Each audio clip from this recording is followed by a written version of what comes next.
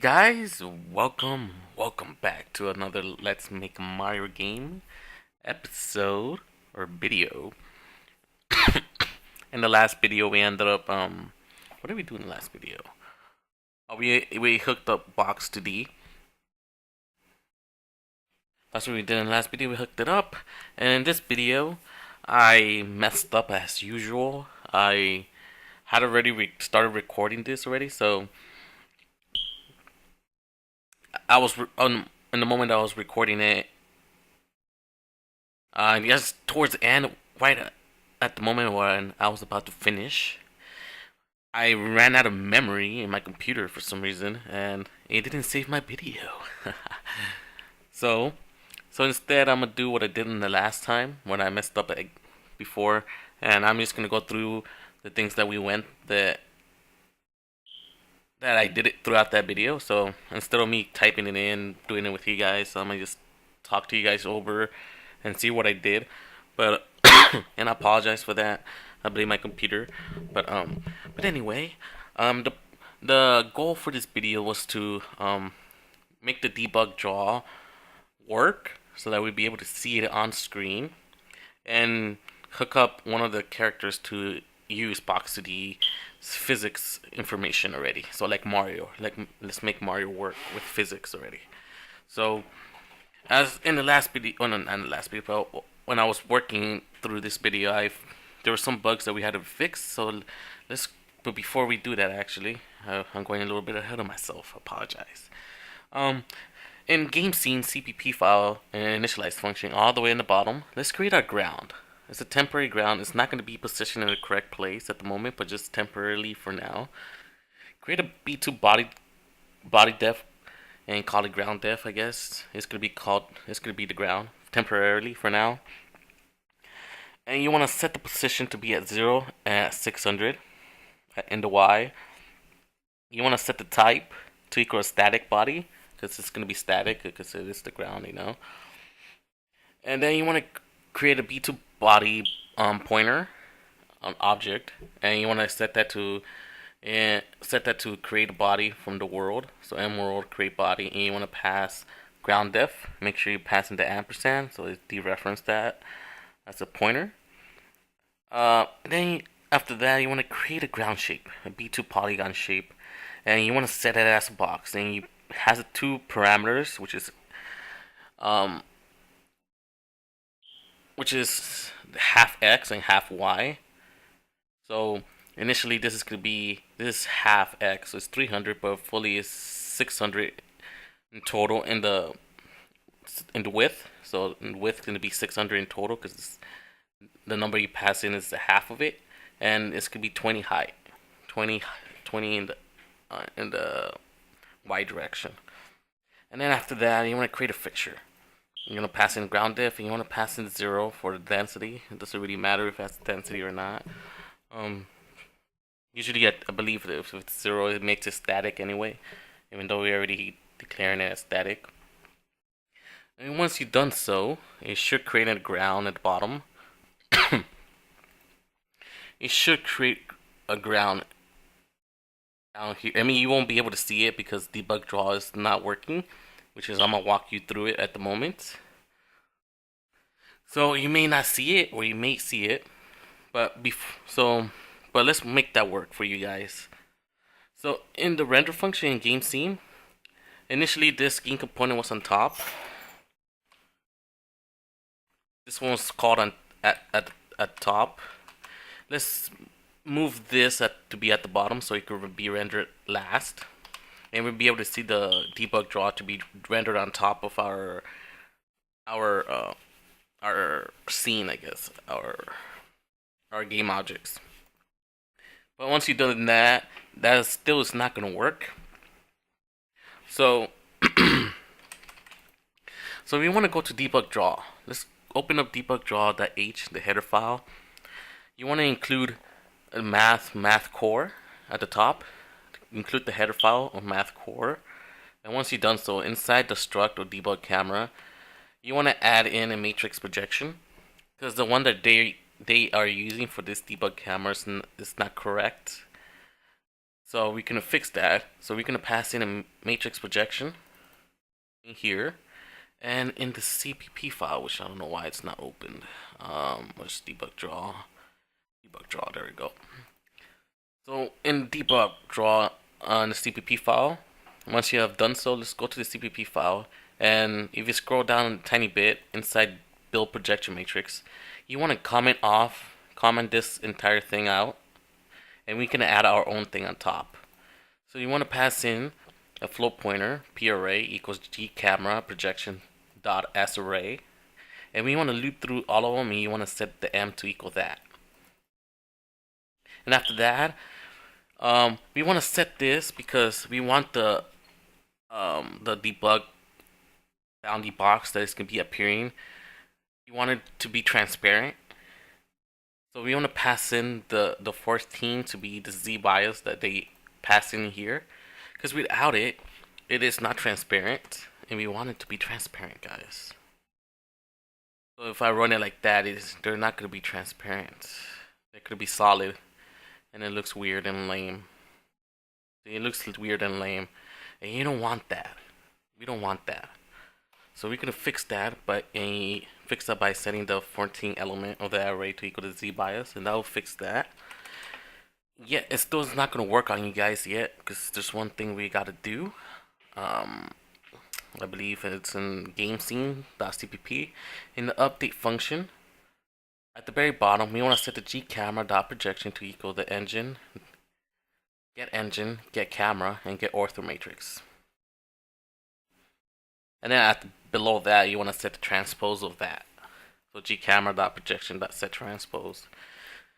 For you guys, if you run this, if you have the same exact code as I have, this is going to give you an error. And that's because, for some reason, set transpose is not being declared. It's not initialized. So if you go to, let's go to our matrix, to our math core.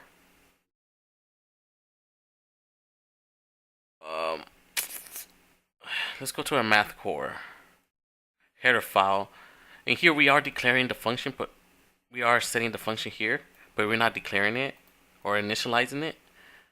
So go to the math core CPP file. Let's call the function and initialize it. So you want to say void matrix set transpose. So you want to transpose it. So basically, you can create a double for loop, one for the row and the other one for the column. But for the column, we make sure you set it to row plus 1 and set col to be col less than 4. And you want to create a temporary variable and set it to the column and row of that matrix. And then we set the column and row of that matrix to equal the row and column of that matrix. So we can flip it, and we set the temporary variable that we set to be set to the row and column of that matrix. And that's how we're going to be flipping it. So once you've done so, that should work on you guys now. So if you run it, you should see a transparent box down here at the very bottom. So once you have done so, I hope so. If you guys didn't get any errors of that, let me know. Because I believe that should have fixed it. And once you have done so, and that's running on you guys, let's create a class, and we're gonna call it b2entity.h and b2entity.cpp, or just call it b2entity basically.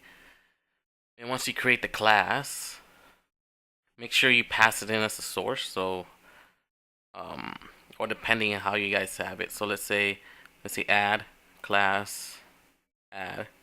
Whatever you name the class, I call it b2entity. Make sure you pass in the source to be in the source folder for the H file and the CPP file. So don't forget that.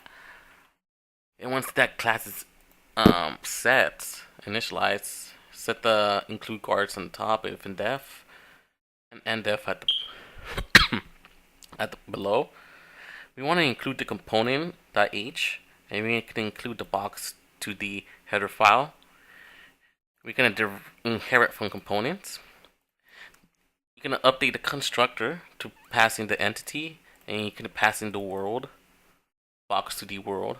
We're going to have the initializing update function. We're going to have a function called apply impulse, And we're gonna get two getter functions to get the velocity and the mass.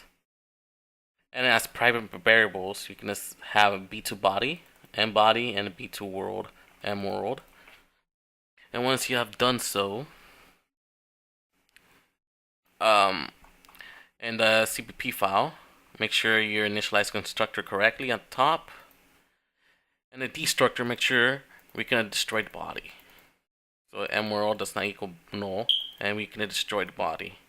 This may change because I actually do not like the way this. I don't know about having m world to be set inside b2 entity. I don't know.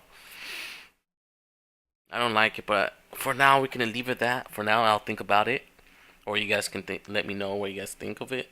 I just don't really like having it in here. So we'll see. So make sure you destroy the body.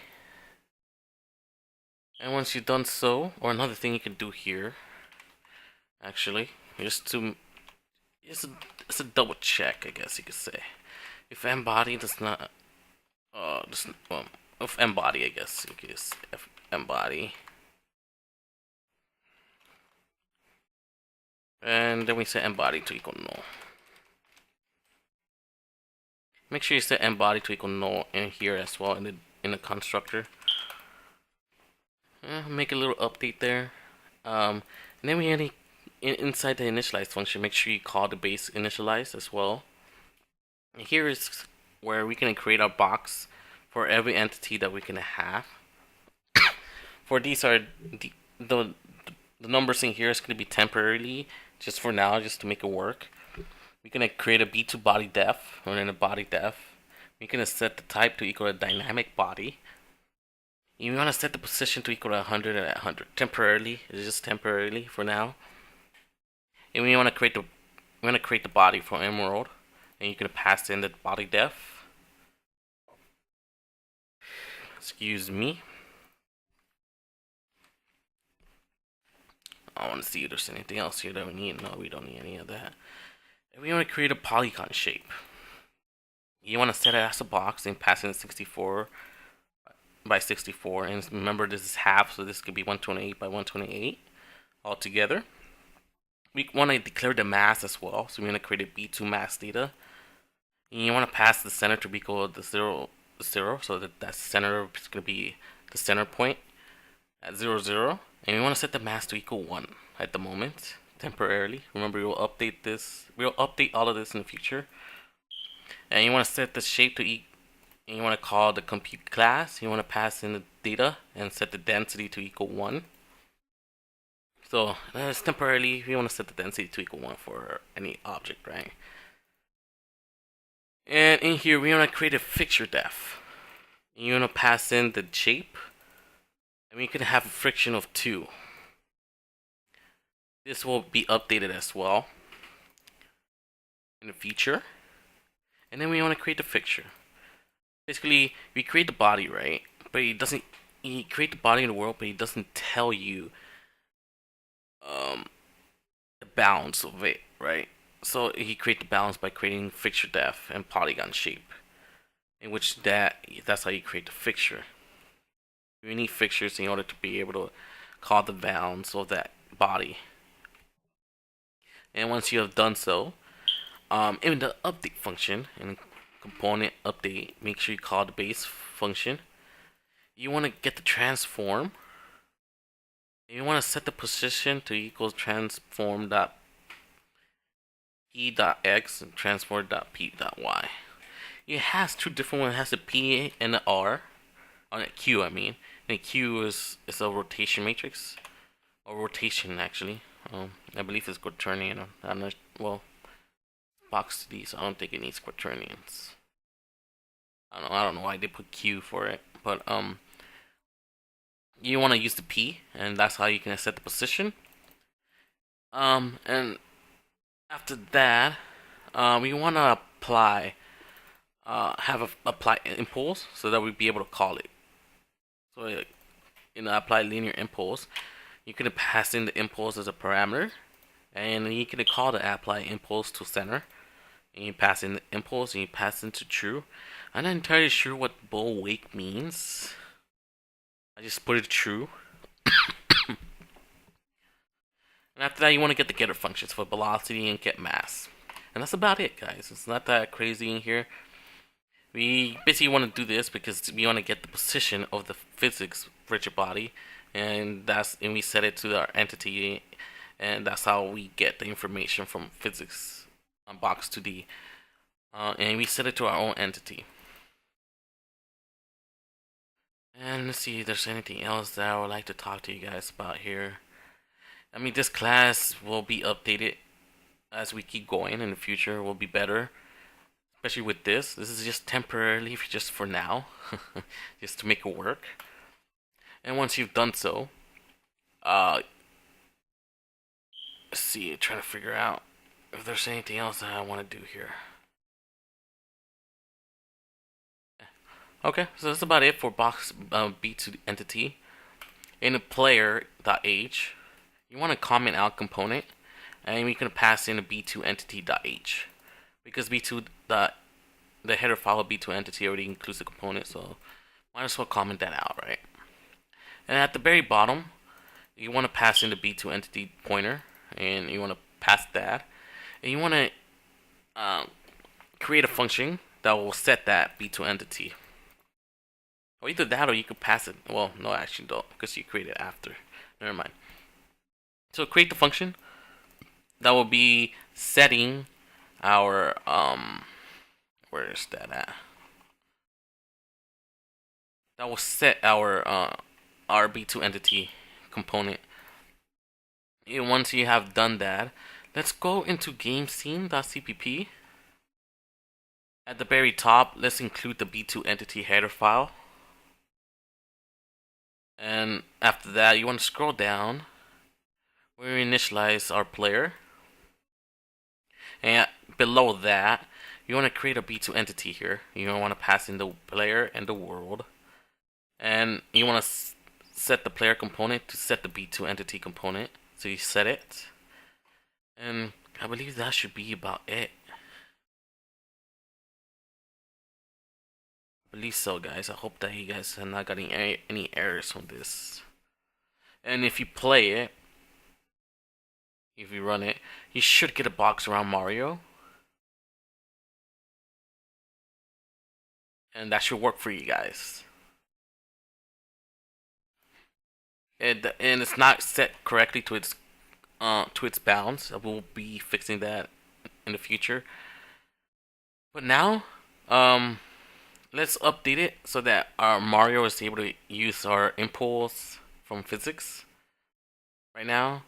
So if I jump, it will work on my end and not on you guys, because you have not updated your your player class. So let's update our player class to be able to use our physics, our box 2D.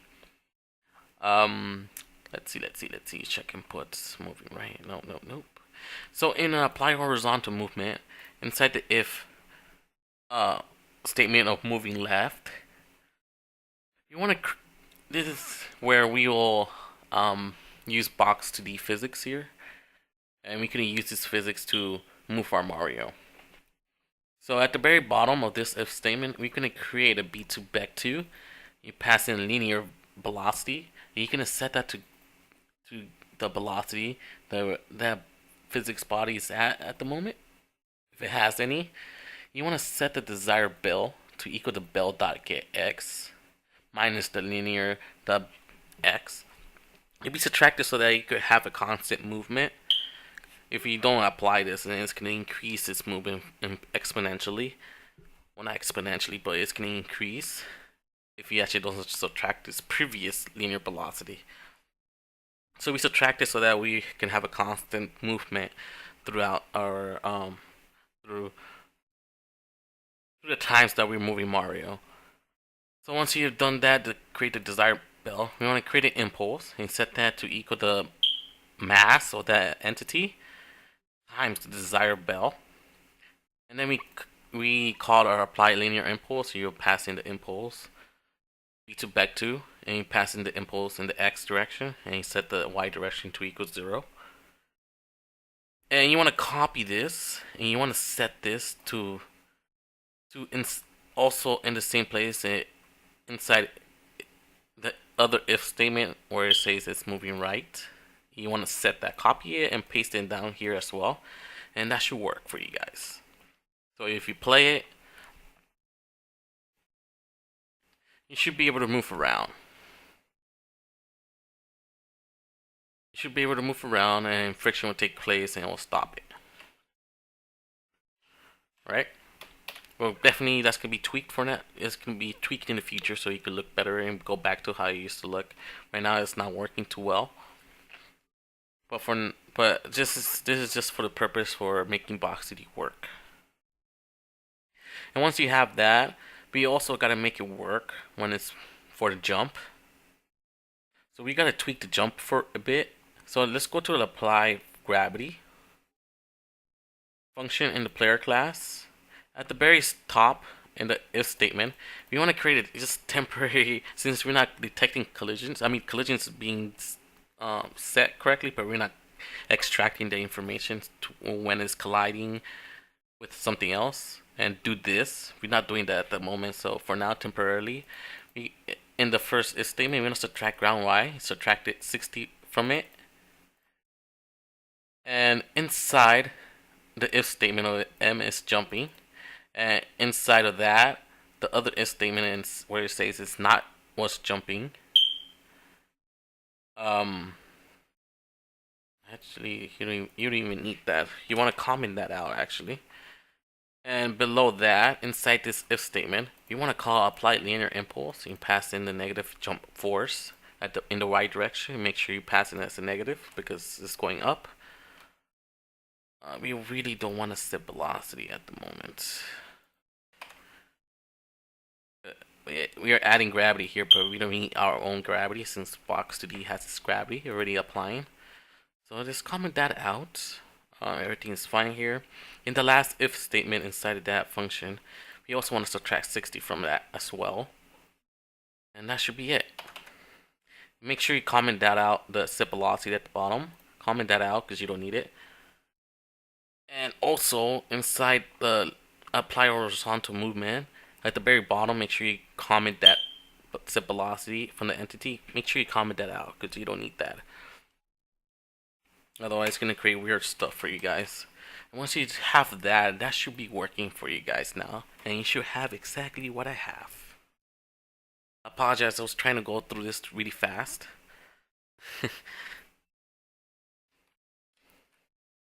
But this should be working for you guys now.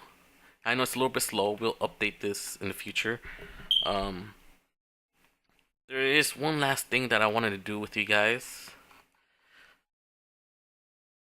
And inside world info, we want to pass in define, and we're gonna call it physics scale.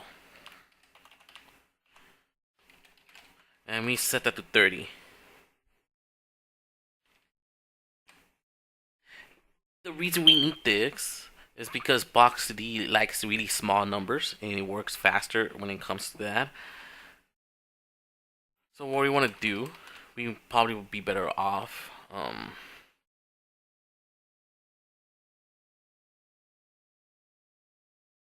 I never created define functions here. I know that works, but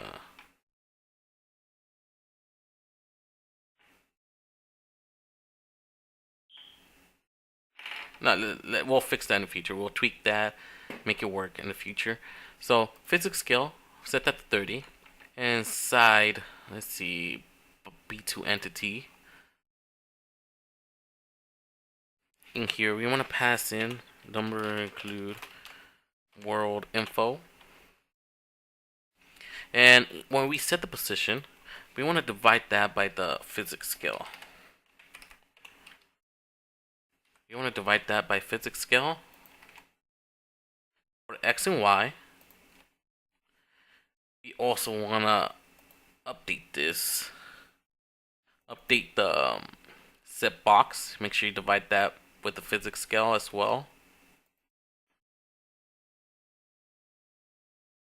And when it comes to getting the information, when we set the position, we want to get our information in I don't want to say in world space, but not in box 2D world space, but in our own world space, I guess you could call it. So we want to multiply physics scale. We want to multiply physics scale so we get retract our information, so we'll be able to render it in the correct place. In game scene, we want to do the same thing. Am I using world info here? Well, let's see if it works. If it doesn't, then I don't know. We'll add it on top. You want to do the same thing here. I know this has 0 on it, but just for now, just put it as 0 divided by physics scale. Just for now, you want to divide this physics scale,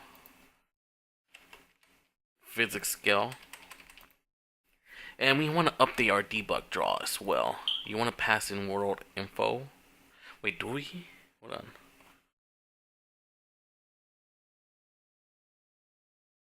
Yes, we do. Because right now, if you play it, it should. Oh, look at it, it's much faster. Wow. Okay, we gotta update this.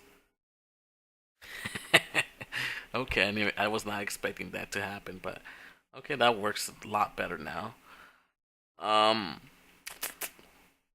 Okay. We want to pass in. Remember, include here. You want to pass in a world info, and in GL render triangles in DebugDraw CPP file, we set the vertex here. We want to multiply it with physics scale just for the vertex, so maybe not. D2 operator does not work on. Okay. Well, let's do this then. M vertices, M count times scale times equal scale. Does that work? Yes, it does. You want to set that there, and this should work now, I believe. Yeah, there we go. See, now that's working correctly. So now we gotta fix that, and by doing that, to fix it, we gotta divide this, I believe, with world scale.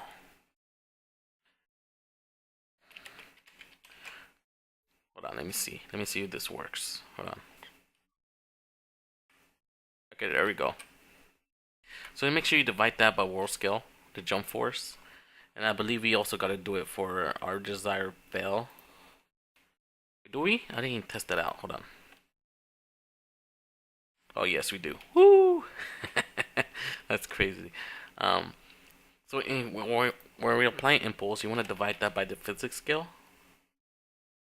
and you want to do the same thing for when we're moving right.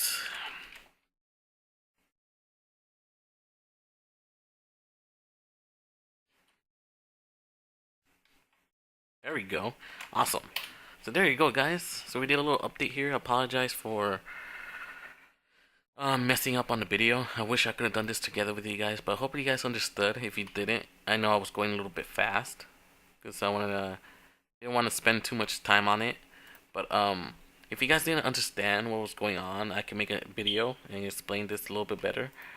Well, we definitely gonna go more in depth in this in the future videos once we were fixing it, and I'll probably end up talking more about it in those videos. But I hope you guys enjoyed this video. The main point of this video was to hook up, make sure DebugDraw is working, so we'd be able to see the rendering stuff.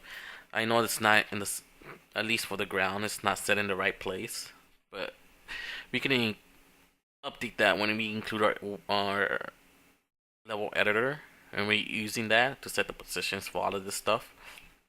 But in the next video, I want to hook up the physics to these guys as well. I'm not sure how I'm gonna do it for this guy. I gotta think about that.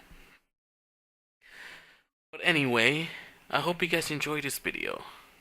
In the next video, like I said, we're gonna hook up those guys to physics, to box D stuff, And depending on how long that takes me, if there is enough time, we can hook up on collisions, and we can call them, and we can set it when it collides with the ground. We gotta make sure Mario works when it collides with the ground, and make sure when it's grounded and when it's not grounded. So we gotta hook up that, and we want to make sure the bounds of the box collisions are at the exact position so where Mario's at, because right now it's like outside of it. So we gotta fix that. Anyways, I hope you guys enjoyed this video, and thumbs up if you guys like, or thumbs down for me messing up. I don't know, whatever you guys want. And I'll see you guys in the next video. Have a great day, guys, and I'll see you guys later. Signing out. Out.